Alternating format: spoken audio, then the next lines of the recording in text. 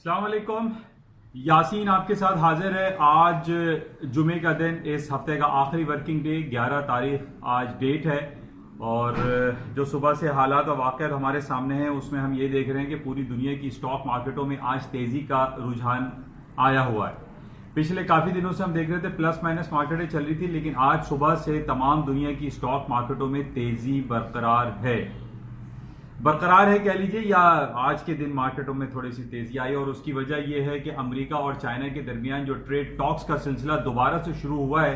ये 13वीं trade talks है between America और चाइना के दरमियान। लेकिन पिछली तमाम जो ट्रेड टॉक्स हो रही हैं उसमें हम यही देख रहे हैं कि अमेरिका और चाइना किसी एक पेज पर दिखाई नहीं देते। जो बातें अमेरिका चाह रहा है और जो पॉइंट्स चाइना लेके चल रहा है उसमें कोई इत्तेफाक पाया नहीं जाता, और जिसकी वजह से हम ये देख रहे हैं कि मार्केट जो है वो अप्स एंड डाउन्स का शिकार होती है। लेकिन आज मार्केटों में तेजी की वजह ये दिखाई दे रही है कि चाइना और अमेरिका के दरमियान कुछ पॉइंट्स पे कुछ एग्रीमेंट हो गया है, जिसकी वजह से आज स्टॉक में कुछ पॉजिटिव एक्टिविटी देखने में आ रही है। और पूरी जो एक नेट चेंज हम देख रहे हैं वो प्लस में है, ग्रीन टेरिटरी में है, जिसकी वजह से आज स्टॉक्स में कुछ तेजी है। हालांकि काफी अरसे से, जैसे कि मैं आपसे ये बयान कर रहा हूं कि अमेरिका और चाइना के दरमियान जो तल्ख तिजारती सिलसिले हैं उसकी वजह से स्टॉक में थोड़ा सा नीचे भी आता है, मार्केट ऊपर भी जाती हैं, लेकिन आज ये पॉजिटिव हम देख रहे हैं। अच्छा, बहरहाल आज सारा दिन जो एक्टिविटी होगी और जो खबरें हमारे पास इस हवाले से आएंगी उसको हम देखेंगे। लेकिन फॉर द टाइम बिंग हम ये देख रहे हैं कि आज मार्केटों में ग्रीन टेरिटरी है, तमाम मार्केटें हायर साइड पे हैं। और जिस तरीके से मैंने 3 टेक्निकल लेवल्स आपको काफी अरसे से मैं बयान करता आ रहा हूँ, S&P का 2945, डाउ जोन्स का 26,400 और 78 फिगर से ऊपर नेस्डेक अगर रहता है, और खासतौर पर आज वीकली क्लोजिंग है, तो मार्केट में हम पॉजिटिव ही इसको कंसिडर करेंगे और उम्मीद ये की जा रही है कि स्टॉक मार्केटों में मजीद तेजी आ सकती है। बहरहाल इसको आज हम लेट नाइट इसको चेक करेंगे। अच्छा, इसके अलावा जो डिफरेंट इम्पीचमेंट के हवाले से काफ़ी बातें एक तकरीबन 15-20 दिन से ये चल रही है कि ट्रंप साहब की जो है, जो यूक्रेन के प्रेसिडेंट को उन्होंने कॉल की थी और उसमें 3-4 विसल ब्लोअर्स आ गए हैं मार्केट में, और वो ये कह रहे हैं कि उनके पास कुछ शवाहिद हैं, कुछ पॉइंट्स ऐसे हैं जिसमें वो ये कंफर्म होता चला जा रहा है कि ट्रंप साहब ने अपनी लाइन को क्रॉस किया है और उन्होंने जो यूक्रेन के प्रेसिडेंट को कॉल किया और जो बाइडेन के खिलाफ उन्होंने ये कहा कि इंक्वायरी की जाए। और जो बाइडेन के बेटे जो हंटर बाइडेन है उनके बारे में ये कहा जा रहा है कि वो यूक्रेन के बोर्ड, एक गैस कंपनी के बोर्ड ऑफ डायरेक्टर्स में थे, जिसमें उन्होंने बहुत सारे जो है पैसे भी कमाए, उसमें करप्शन भी की, और उसमें अमेरिका के जो एक्सचेकर्स हैं उनको काफी उसमें डैमेज हुआ है। तो बहरहाल ये इंक्वायरी का सिलसिला जो उन्होंने कॉल की यूक्रेन को, उसमें ये कहा जा रहा है, डेमोक्रेट्स ये कह रहे हैं कि उन्होंने अपनी लाइन क्रॉस की। हालांकि ये सिलसिले पहले उनको डेमोक्रेट हाउस ऑफ रिप्रेजेंटेटिव में, कांग्रेस या सेनेट के सामने इनको रखना चाहिए। बहरहाल इस हवाले से काफी बातें चल रही हैं और ये कहा जा रहा है कि इंपीचमेंट कॉल हो सकती है। जैसा कि मैंने आपसे पहले भी कहा था कि अगर इंपीचमेंट कॉल हो भी जाती है तो इसमें जरूरी नहीं है कि ट्रंप साहब जो है वो अपनी सदारती कुर्सी से उनको हाथ धोना पड़े, लेकिन इंपीचमेंट हो सकती है, क्योंकि अभी ये खबर ये आ रही है कि 2 न्यूयॉर्क बेस्ड जो बिजनेसमैन हैं उनको गिरफ्तार किया गया, और ये कहा जा रहा है कि उन्होंने कुछ ना कुछ हेल्प की है यूक्रेन के प्रेसिडेंट को जो कॉल किए, और इस सिलसिले में जो भी सिलसिले हैं जो बाइडेन को डाउन करने के लिए, उन 2 बिजनेसमैन के खिलाफ भी इंक्वायरी का सिलसिला शुरू हो गया है। और ये काफी एक ड्रामाई शक्ल इख्तियार करता जा रहा है ये इंपीचमेंट के सिलसिले का जो एक सिलसिला है। तो बहरहाल इसको हम देखेंगे कि क्या वाकई में ट्रंप साहब की इंपीचमेंट हो पाती है या नहीं। लेकिन जैसे कि मैंने आपसे ये कहा था कि इस इंपीचमेंट कॉल का नेगेटिव इंपैक्ट हम स्टॉक मार्केट में नहीं देख रहे, और इसको ट्रंप साहब भी इतना ज्यादा सीरियस दिखाई नहीं देते रहे, जिसकी वजह से हम ये देख रहे हैं कि स्टॉक मार्केट में जो है वो नेगेटिविटी कहीं नहीं आ रही। और आज भी हम ये देख रहे हैं कि स्टॉक मार्केटों में तेजी का रुझान आ रहा है। अगर इंपीचमेंट या विसल ब्लोअर के क्लेम्स की वजह से कोई नेगेटिव इंपैक्ट होता तो ये लाजमी स्टॉक मार्केट अमेरिका की S&P डाउ जोन्स डाउन हो जाती है, लेकिन ऐसा नहीं हो रहा है। बहरहाल आज देखेंगे कि रात में अमेरिका की मार्केटें खुलने के बाद क्या सिलसिले रहते हैं, लेकिन आज अमेरिका में कोई इतनी बड़ी रिपोर्ट, कोई डेटा नहीं है जिसकी वजह से हम ये कहें कि स्टॉक मार्केटों में कोई बहुत ज्यादा कोई हलचल दिखाई देगी। लेकिन एक जो पॉजिटिव सेंटिमेंट्स हैं वो हमारे सामने आ रहे हैं कि अमेरिका और चाइना के दरमियान जो तिजारती जो मीटिंग हो रही है, जिसको 13th मीटिंग है, वो कुछ थोड़ा उसके अंदर जो है एक मुफाहमती पॉलिसी अडॉप्ट करने का सिलसिला दिखाई दे रहा है, जिसकी वजह से आज स्टॉक मार्केट के ऊपर है। अच्छा, कुछ गोल्ड की बात हम कर लेते हैं। गोल्ड पिछले दिनों हमने ये देखा कि 1520 $1500 और फिर 1505 इसी रेंज में मार्केट चली, तक 20-25 डॉलर से ज्यादा गोल्ड की रेंज नहीं है। उसकी वजह जैसे पिछले दिनों चाइना 10 दिन की हॉलीडेज पे था, उसमें मार्केट में वॉल्यूम था, मार्केट वन साइड मूव की 1459 हुआ, फिर 1525 हो गया, तो उसी रेंज में रहा। लेकिन अब हम 2-3 दिन में देख रहे थे कि जो जूज कम्युनिटी है, जूज रिलीजन की छुट्टी चल रही थी, यौम किपोर या यौम जजा या जो यौम कबूर के तौर पे उसको वो सेलिब्रेट करते हैं। बिल्कुल ऐसे ही है जैसे मुसलमान ईद उल फितर और ईद उल अजहा की छुट्टियां सेलिब्रेट करते हैं, त्यौहार सेलिब्रेट करते हैं। अच्छा, इस हवाले से हम ये देख रहे थे कि यौम किपोर की जब छुट्टियां थी पिछले 2-3 दिन पहले, तो मार्केट में उसकी वजह से भी वॉल्यूम कम था। लेकिन एक नेगेटिव इम्पैक्ट जो हमें एक नेगेटिव खबर मिली जर्मनी की तरफ से कि जर्मनी की एक साइनागॉग, जो जूज कम्युनिटी की एक इबादत गाह जिसको हम साइनागॉग कहते हैं, वहां पर एक अटैक हुआ और तकरीबन 2-3 लोग वहां पर मारे गए। ये बड़ा नेगेटिव है। देखिए, कोई भी दुनिया में किसी भी रिलीजन से, मजहब से, बिलीफ से वो ताल्लुक रखता है तो उसके खिलाफ कोई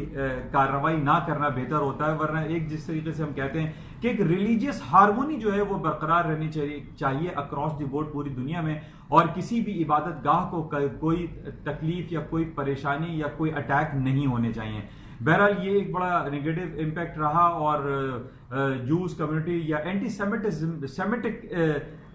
के खिलाफ जो सिलसिले अक्सर हमें सुनाई देते हैं वो ये गलत है, नहीं होना चाहिए। अच्छा, इसके अलावा जो हम ये देखते हैं, जैसे इमरान खान साहब ने भी ये कहा था कि जिस तरीके से मुसलमानों के खिलाफ अक्सर हम देखते हैं कि यूरोपियन कंट्रीज में जो वो एक डैमेजिंग वर्क किया जाता है मुसलमानों के खिलाफ, वो भी नहीं होना चाहिए, और एक रिलीजियस हार्मोनी को हमें एक ग्रो करना चाहिए। बहरहाल ये जो वाकया हुआ इसकी हम भरपूर मजम्मत करते हैं, कंडेम करते हैं कि ये नहीं होना चाहिए। अच्छा, इसके साथ ही हम ये देख रहे हैं कि टर्की और सीरिया में जो 3-4 दिन से बड़ा संगीन सूरत हाल इख्तियार होती चली जा रही है। टर्की ने सीरिया की जो नॉर्दर्न सीरिया है उसके ऊपर अटैक किया है, और ये कहा जा रहा है कि जनाब उन्होंने जो कुर्दिश कबाइल है उनके खिलाफ और ISIS के खिलाफ जो है वो ऑपरेशन शुरू किया है। अच्छा, हम ये देख रहे हैं कि इस बेस पे गोल्ड की मार्केटों में बहुत ज्यादा तेजी ऊपर की तरफ आ सकती थी, लेकिन इतना ज्यादा हम देख रहे हैं कि गोल्ड की कीमतों में खातिर खा इजाफा नहीं हुआ। उसकी वजह हम ये कह सकते हैं कि टर्की ने जो अटैक किया है उसके बहुत ज्यादा मुजम्मत अमेरिका की तरफ से दिखाई नहीं दे रही, जिसकी वजह से आज हम ये देख रहे हैं कि गोल्ड की कीमतें दोबारा थोड़ा सा डाउन साइड पर हैं, 1500 फिगर पे इस वक्त चल रहा है। लेकिन और इस जो टर्की का अटैक हुआ, बहरहाल इसमें यूरोपियन यूनियन या यूरोपियन कंट्रीज हैं या यूनाइटेड नेशन की सिक्योरिटी काउंसिल है, उसने भी कंडेम किया और उसको बंद करने का जल्द अज जल्द जो है वो उन्होंने इजहार किया है कि उसको खत्म होना चाहिए। अब एक सवाल यहां पैदा हो रहा है कि जनाब कश्मीर में आज 66 डे हो गए हैं वहां पर कर्फ्यू में, यूनाइटेड नेशन की सिक्योरिटी काउंसिल की तरफ से भी काफी कहा जा चुका है, अमेरिकी कांग्रेस की तरफ से भी काफी ये इसका इजहार किया जा रहा है और गुस्से का इजहार हो रहा है कि जनाब ये कर्फ्यू इंडिया ने जो लगा रखा है जबरदस्ती मकबूजा कश्मीर के ऊपर, वो जल्द अज जल्द खत्म होना चाहिए। और वहाँ बहुत सारे लोग ऐसे हैं जो बीमार हैं, तकलीफ में हैं, और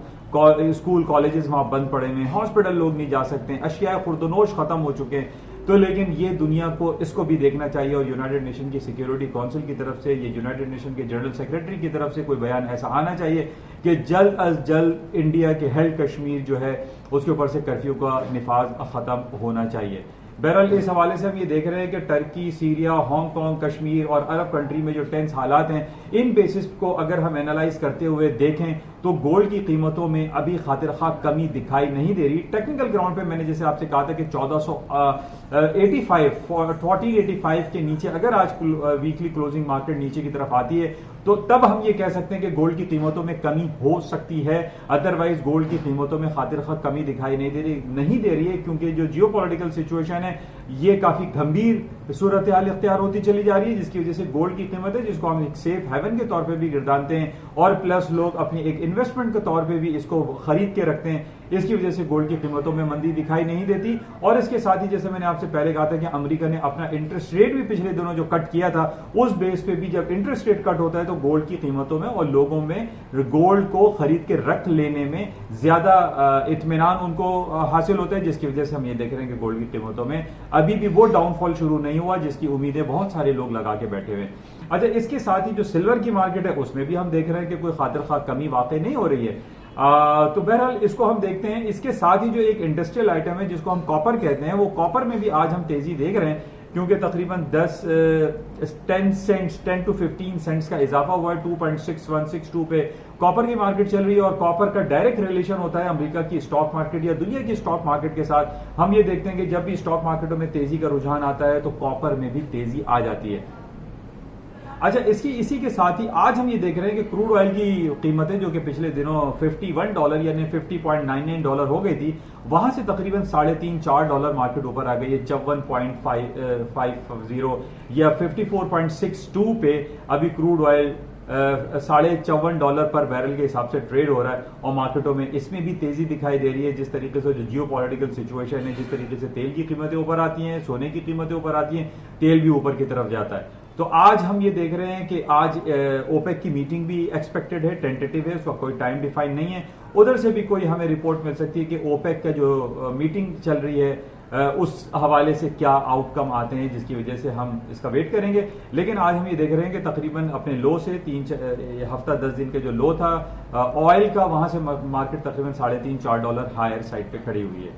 तो बहरहाल ये मुख्तसर सा सिलसिला आपके साथ होता है और उसमें हम देखते हैं कि मार्केट में अराउंड द ग्लोब क्या हो रहा है और किस बेसिस पे मार्केट में क्या मूवमेंट आ सकती है। लेकिन जो इंपॉर्टेंट चीज़ा जो बातें हैं उसमें हमारे पास जो नजर रखने वाली चीजें हैं वो यही है कि जो अरब कंट्री में जियो पॉलिटिकल सिचुएशन खराब है और ट्रंप की इम्पीचमेंट के हवाले से जो सिलसिले हैं उनको हमें बड़ा क्लोजली वॉच करना है। एंड थर्ड वन, जो अमरीका और चाइना के दरमियान जो तजारती मीटिंग्स हो रही हैं उसको भी हम आउटकम देखेंगे कि आज रात में क्या सूरत हाल रहती है। आज जो सिलसिला अभी तक फिलहाल हम देख रहे हैं कि अमेरिका की स्टॉक मार्केटों में तेजी का रुझान बरकरार है, क्योंकि ओवरऑल जो सिनेरियो हमें पूरी दुनिया का दिखाई दे रहा है उसमें बहुत ज्यादा टेंस हालात दिखाई नहीं दे रहे और अमेरिका और चाइना के दरमियान जो मीटिंग्स एक पॉजिटिव दिखाई दे रही है। इसकी वजह से हम ये कह सकते हैं कि आज की रात की जो क्लोजिंग होगी, वीकली क्लोजिंग जो होती है, उसको हम पॉजिटिव देख रहे हैं। बहरहाल आज रात में जो अमेरिका की स्टॉक मार्केटें खुलेंगी उसको हम देखेंगे, लेकिन फिलहाल अभी तक हमारे पास तमाम गुड न्यूज मौजूद है। जाते हुए मैं आपसे जरूर ये कहूंगा कि इस YouTube चैनल को, जो कि बड़े उर्दू और सहल अंदाज में, इसको आप लाइक करें, शेयर करें